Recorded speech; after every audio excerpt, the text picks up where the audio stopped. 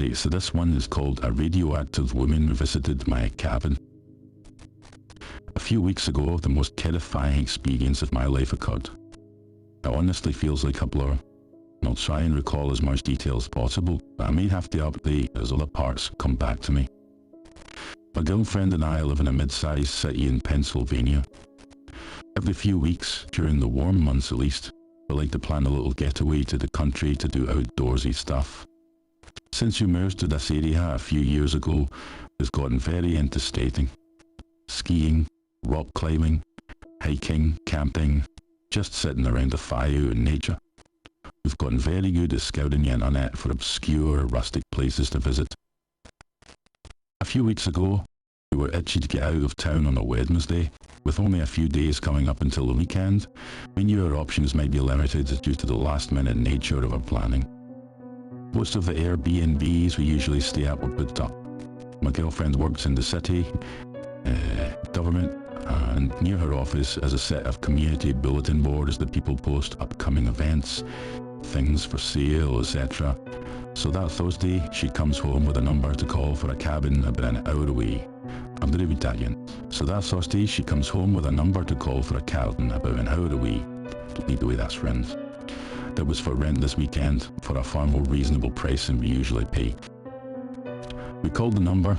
A middle-aged sounding man named Peter answers and says we're all set to stay at night and the cabin in the next day. We're ecstatic at this time over our abilities to find this cool little vacation spot. So this one isn't written the best, so I'm having to change structure of sentences as I'm reading just to let you know, so if it sounds a little off it's because I'm correcting inconsistencies and mistakes. Next day we both stuck out of work a bit early and hit the road RAC to get to the place, a little after 4. Peter owns a very large property. It's about 25 acres of mostly forested lands. When you pull up to it, his house is fairly close to the road and you park in his driveway. Peter came out and he's older than I expected, a bit gruff looking but friendly. For a while we stand in the driveway and make small talk. He tells us about how he's owned this property since the mid-1970s. The cabin is a ways back on a foot trail behind his house. Peter said his nearest neighbour is about 2 miles down the road, so we shouldn't be seeing or hearing anyone else while we're out here. There are bears and deer that do wander into the woods, so don't be too shocked if we hear a rustling at night. My girlfriend and I have stayed in our shacks and tents at this point. Do not be scared of nighttime noises.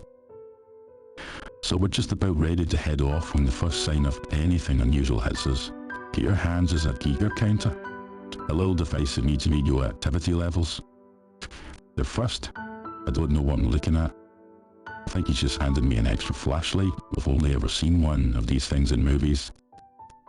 Peter explains that they built the cabin a few years after buying the lands, and for the first few years used it as a hunting cabin. He started renting out in the mid-80s, and over the years has rented to literally hundreds of people. Most of whom never report any problems, give only positive reviews. But apparently in the 80s, Peter at one point rented the place to a couple that was very paranoid about radiation poisoning because we're not too far away from where the 3 Mile Island incident occurred. Peter said the property was well outside the areas that were evacuated at the time, but this couple, who took the Geiger counter everywhere, claimed that they'd heard theirs going off in the night, but that it stopped by the time morning came. Peter said after that he'd bought his own Geiger counter and started giving it to people who rent the cabin just for theirs and his peace of mind. He said once in a while, but not often, every couple of years or so, some people would report the Geiger counter making noise at night. For those who don't know, when a Geiger counter triggers detect radiation, they make this awful sort of clicking, buzzing sound that intensifies as the levels get higher. So we're a bit weirded out by this, but if anything, we'll come sorted by Peter's honesty, and so we just thank him and set off down the trail. It's not a far walk, and we arrive at the cabin about 20 minutes later. That may not sound like a great distance, but it's far enough that if you're surrounded on all sides by nothing but forests, the cabin is only one room, wooden, and there's a porch. On the front, a swinging chair. Inside there's just 2 double beds, a wood stove, and some counters. There's no running water or electricity, so the house is the only bathroom if you want to take a jobby. For the next few hours, we have a great time. We have a little fire, talk about Sid, tell campfire stories, and then decide to get ready for bed around 9 p.m. when it's getting really dark. My little friend and I are sharing one of those double beds, and the Geiger counter, which I had sort of forgotten about, is sitting against the wall that leads to the porch at the front of the cabin. It was a very quiet night, and other than the quiet sound of rustling leaves outside, you could hear a pin drop in that cabin. I'm never a great sleeper on these trips, so sort of in and out of consciousness for quite a while, just listening to the leaves outside when suddenly I hear one of those horrible clicks that the machine makes. Innocently, my eyes are wide open, and it's pitch black, and my muscles are tense. For a moment, I think I may have imagined it, since it was just a single click, but then there was another and another, periodically getting louder and more frequent. And my girlfriend is a much better sleeper than I am, so she hasn't heard it at this point, but by now the Geiger counter has a consistent click going, and I'm honestly terrified. I don't want to cause us both to panic, so I slowly nudge my girlfriend awake, and the Geiger counter is loud enough that she innocently asks what the noise is. The next thing I do is fumble around and look for my watch on the floor next to the bed. When I find it, I see that it's a little after 11. It's pitch black. I can't find the flashlight, so I just get out of bed and stumble in the direction of the Geiger counter, which is still getting louder. I'm dead on all fours when my hands find it, and I'm shaking a little as I pick it up, insistent that it's broken or misreading the air somehow. What I saw next quite clearly made me shit a brick. It was easier to see outside than in the cabin because of the moonlight shining through the leaves, and I could get a glimpse of the area around the fire pit. As I stand up at the Geiger counter, I look outside to see a woman standing there, facing the dying embers of a fire. That paralyzes fear and confusion. I'm standing there holding this Geiger counter that is now screaming constant noise, and again, as good a look as I can that this woman is standing out there. It's a chilly night in the 40s, and she looks you wearing a dress that comes down to her knees. Her hair's messy, curly, unkempt. I can't make out much more. I can't get a look at her face. It is clear that she's facing the fire pit, possibly looking down into it, or just over it, and off to the distance. My girlfriend is still in bed, sitting, and hasn't seen the woman yet. All of a sudden, my girlfriend asks, "What's going on?" at full volume. I panic, wave my hands at her to stop, and keep her noise down, not wanting this stranger to hear that we're in the cabin. But it's too dark for my girlfriend to see, and then I see the woman turn her head towards us.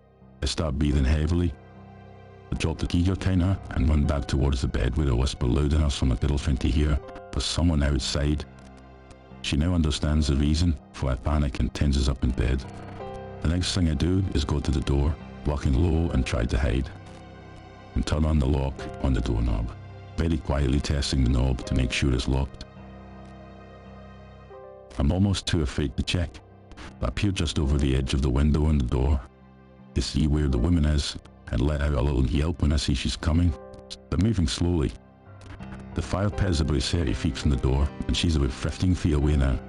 I go back to bed, find my girlfriend through touch as it's too dark for us to see each other, but I wanted us to be out of bed and ready to make a run for it if we have to. The Geiger counter obviously is still near the door, and is on. Give me a second. The Geiger counter obviously is still near the door, and is on what must have been its max volume. We duck down in the corridor, between the bed and the wall, and breathe silently. I hear the woman's footsteps as she comes up the stairs to the cabin. I'm waiting for her to try the door, and just praying that she goes away after. My eyes are locked on the window and the door, and after I hear her walking on the steps, I don't see her emerge. A few minutes pass. We're still both on as high alert as we can be. For a minute, I'm expecting to see her peering in one of the other windows, and my eyes dart around. My ears are locked in, trying to listen for any footsteps, but I can't distinguish between potential steps and leaves in the wind. Time stands still for a while. We're still sitting in the corner in a state of near panic. The Geiger counter was screaming, but then the Geiger counter starts to break a bit. The clicking slows down. Slowly but surely over the next couple of minutes, or maybe hours, it's hard to tell. The Geiger counter stops, and silence falls over the cabin again. Needless to say, we did not sleep the rest of the night. We huddled in the corner and waited for dawn to break. When it did, we packed as quickly as possible and literally ran the trail back to Peter's house. The whole time both of us were looking around constantly to see if any strange woman was coming at us. When we got to Peter's house, we set a Geiger counter on the porch and did not wait to tell him about our night. We got in the car and drove off as fast as possible. We've both been seen by doctors since, has had tests run, and as far as we can tell, we're not suffering from radiation symptoms, but was both very shaken up, and every night when it's dark, I can't help to think I can see that radioactive woman standing outside. So that was that one. I am going to get a quick little drinky poo, so I'll leave you with the music for just a little second. Okay?